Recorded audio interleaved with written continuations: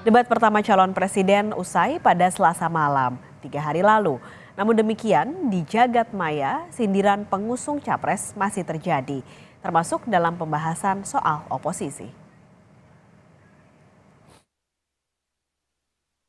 Dalam unggahan di akun X miliknya, Wakil Ketua Umum Partai Gelora Fachri Hamzah mencuit, baru mendengar kabar baik bagi demokrasi kita, bahwa calon presiden nomor urut 1 akan mengumumkan bahwa seluruh partai pendukungnya akan mundur dari kabinet pekan ini. Katanya, ini dalam rangka memantapkan posisi sebagai oposisi di pemilu nanti. Info ini perlu ditanyakan kepada yang bersangkutan, tulis Fachri. Dari 3 partai pendukung pasangan Capres dan Cawapres nomor urut 1, 2 partai yakni Partai Nasdem dan PKB punya 3 kader yang saat ini masih menjabat menteri di kabinet Presiden Jokowi. Capres nomor urut 1 Anies Baswedan menanggapi Fachri.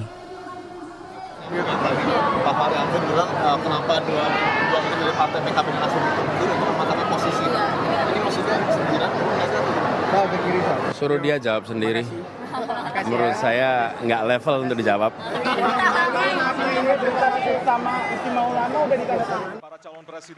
Ujung pangkal cuitan Fachri adalah ucapan perdebatan Anies dan Prabowo di debat Capres pada Selasa 12 Desember malam. Menurut Anies, saat ini rakyat tidak percaya dengan proses demokrasi dan minim sekali ada oposisi. Menanggapi pernyataan Anies, calon presiden nomor urut 2 Prabowo Subianto mengatakan Anies menjadi gubernur DKI adalah contoh perjalanan demokrasi karena saat itu diusung oleh oposisi. Ketika kita bicara demokrasi, minimal ada 3. Minimal 3 nih. 1 adalah adanya kebebasan berbicara. Yang kedua, adanya oposisi yang bebas untuk mengkritik pemerintah dan menjadi penyeimbang pemerintah. Yang ketiga, adanya proses pemilu, proses pilpres yang netral, yang transparan, jujur, adil. 3. Dan kalau kita saksikan akhir-akhir ini, 2 ini mengalami problem. Kita menyaksikan bagaimana kebebasan berbicara menurun dan angka demokrasi kita menurun, indeks demokrasi kita. Bahkan pasal-pasal yang memberikan kewenangan untuk digunakan secara karet kepada pengkritik, misalnya Undang-Undang ITE, itu semua membuat kebebasan berbicara menjadi terganggu. Yang kedua, oposisi, kita saksikan minim sekali adanya oposisi selama ini. Mas Anies ini agak berlebihan. Mas Anies mengeluh tentang demokrasi ini dan itu dan ini. Mas Anies dipilih jadi gubernur DKI menghadapi pemerintah yang berkuasa. Saya yang mengusung Bapak.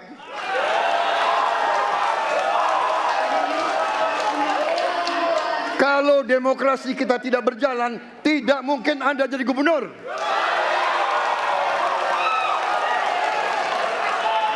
Kalau Jokowi diktator, Anda tidak mungkin jadi gubernur. Saya waktu itu oposisi, Mas Anies. Anda ke rumah saya, kita oposisi, Anda terpilih. Debat Prabowo Anies kembali berlanjut, lantaran Prabowo dianggap tak kuat menjadi oposisi saat kalah di pemilihan presiden. Dan ketika proses pengambilan keputusan itu dilakukan, bila ada oposisi, maka selalu ada pandangan perspektif berbeda yang membuat masyarakat bisa menilai. Karena itu oposisi itu penting dan sama-sama terhormat. Sayangnya tidak semua orang tahan untuk berada menjadi oposisi. Okay?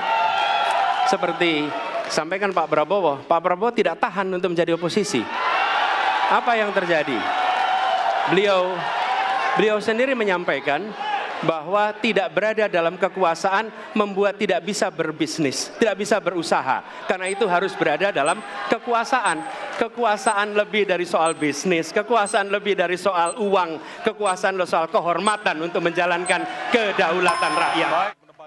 Urusan oposisi di alam demokrasi disindir Anies lantaran adanya kebebasan berpendapat yang menurun. Memperbaiki itu semua dengan melakukan perubahan, ya. Dengan menutup kalimatnya yaitu Wakanda No More, Indonesia Forever. Kenapa mengatakan itu? Karena dalam beberapa kesempatan banyak orang-orang yang kemudian ketika ingin mengkritik kekuasaan menggunakan pelesetan tidak lagi menggunakan Indonesia tapi menggunakan negara Wakanda, negara Konoha dan sebagainya karena khawatir ketika secara langsung kemudian menimbulkan masalah ya nggak bahaya kan begitu. Nah oleh karena itulah maka indikator-indikator inilah yang membuat kemudian Mas Anies berpikir ya kita harus melakukan perubahan agar kita kembali menempatkan demokrasi sesuai pada tempatnya. Tapi sikap Prabowo yang bergabung dengan pemerintahan Jokowi pada 2019 dijelaskan juru bicaranya Dhanil Ansar Simanjuntak. Pak Prabowo 10 tahun di luar pemerintahan, selama beliau mendirikan partai.